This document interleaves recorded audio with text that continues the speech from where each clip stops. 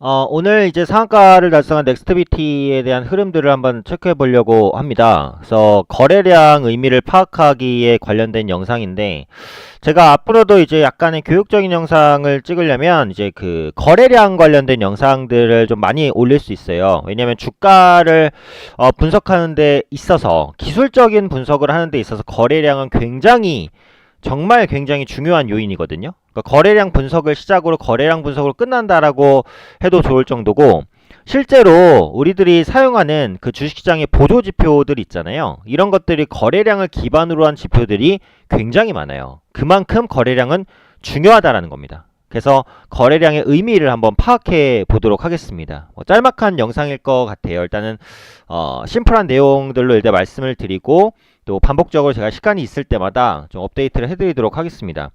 우선 넥스트비티 같은 경우 건강식품 사업을 이제 영위를 하고 있는 업체예요. 그래서 자회사인 내추럴 F&V 같은 경우 그 OEM 생산을 또 주로 하고 있고요. 그래서 건강식품 업체인데 지금 섹터상으로는 제약바이오 섹터로 분류가 돼 있는 그런 종목이다라고 보시면 됩니다. 근데 오늘 이제 주가가 급등을 하면서 이제 상한가까지 갔어요. 그래서 오늘 상한가까지 도달한 이유가 뭐냐면, 역시 이제 그 관련 기사 내용을 한번 보겠습니다. 경남제약 인수 소식의 상한가라는 거죠. 네, 보시면은 이제 경남제약 인수 소식에 이제 주가가 오른 것으로 보여지고 있어요. 그래서 경남제약의 최대 주주인 마일스톤 KM 펀드 내에서 최대 출자자인 듀크코리아 지분 52%를 인수했다. 네, 라고 기사가 이제 나오고 있습니다. 경남제약 같은 경우 지금 그 레모나를 생산하는 업체예요. 그래서 레모나 같은 경우 예전에 이제 중국에서도 인기가 굉장히 많았고, 지금도 이제 꾸준하게 판매가 되고 있기 때문에 경남제약에 대한 그 브랜드 가치는 분명히 있다라고 보시면 될 것 같아요. 그런데 사실 이제 주가적으로 보면은 굉장히 특이한 흐름이에요. 지금 시세가 보시면은 그 지난주 금요일까지는 안 꺾였습니다. 지난주 금요일까지는 시세가 안 꺾이고 살아나고 있는 중이었어요. 그런데 그 다음에 주가가 급락했죠. 근데 보시면은 28일, 그러니까 어제예요. 월요일날 종가 15%까지 밀어버렸고 거래량도 터졌어요. 보통 이제 장대 음봉에 거래량이 터지면 그건 좋은 신호는 아닙니다. 그런데 월요일날 보시면 넥스티비티 관련해서 뚜렷하게 나온 기사는 없어요. 그쵸?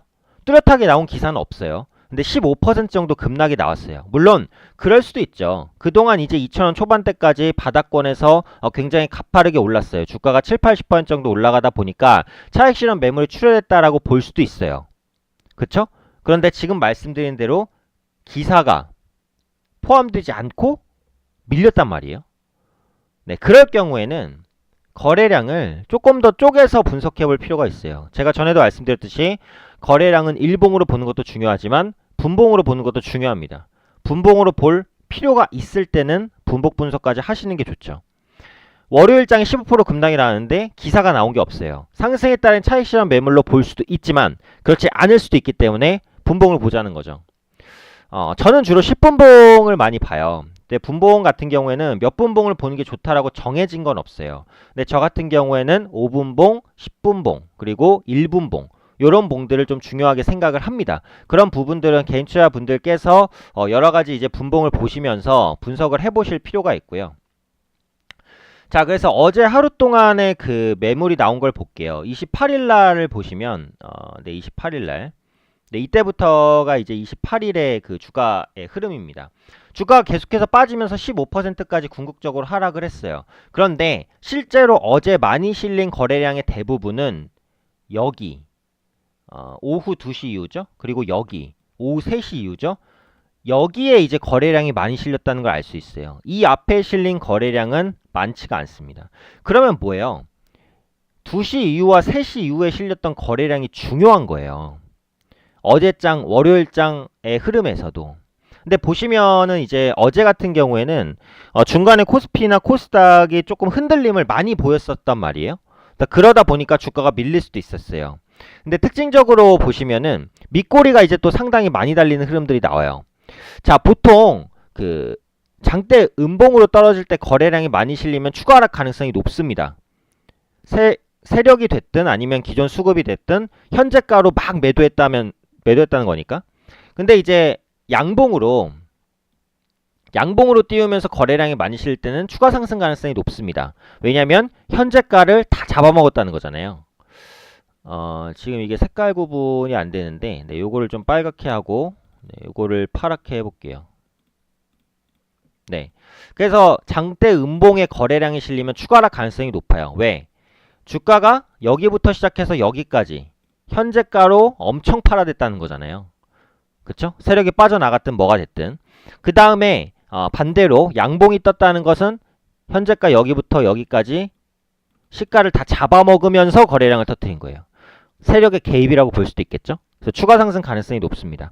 그런데 지금 이거 같은 경우에는 보시면 음봉이 깨끗하게 떨어진 게 아니라 음봉이 깨끗하게 떨어진 게 아니에요. 밑꼬리가 달렸어요. 여기도 보시면 어때요? 밑꼬리가 달렸어요.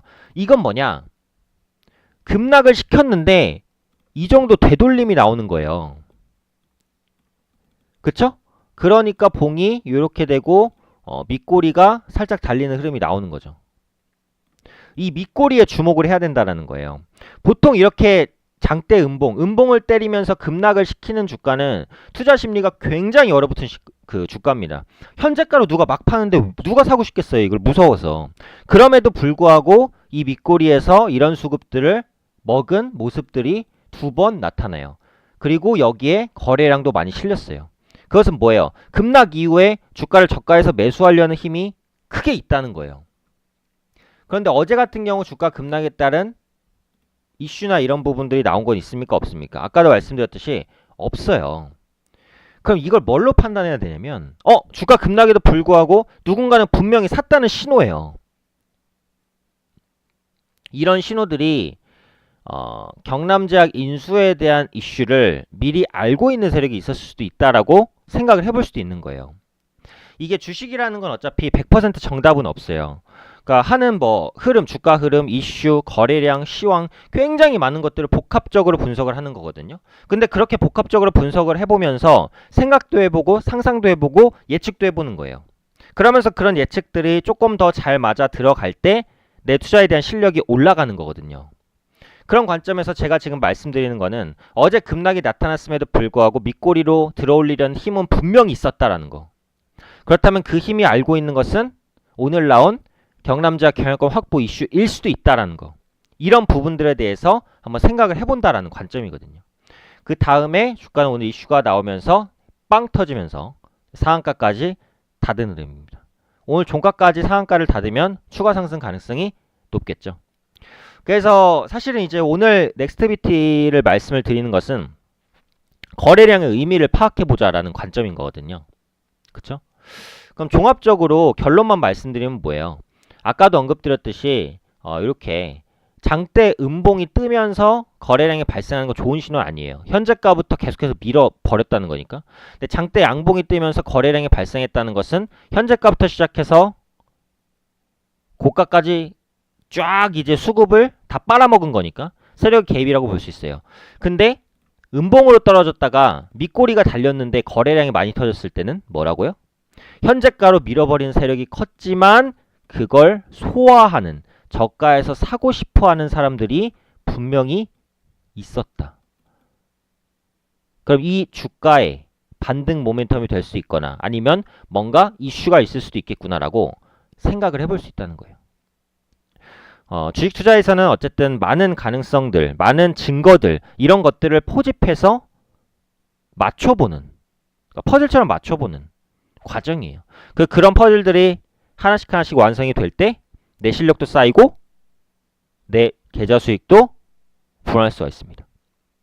그래서 공부를 하시는 분들, 기술적인 분석을 하시는 분들은 거래량 분석이 얼마나 중요한지를 이해를 하셔야 되고 그런 분석들을 반복해서 이어가시는 게 중요합니다. 그래서 앞으로도 이렇게 분석 관련된 영상들은 제가 짧게 끊어서 장기적으로 올려드릴 거예요.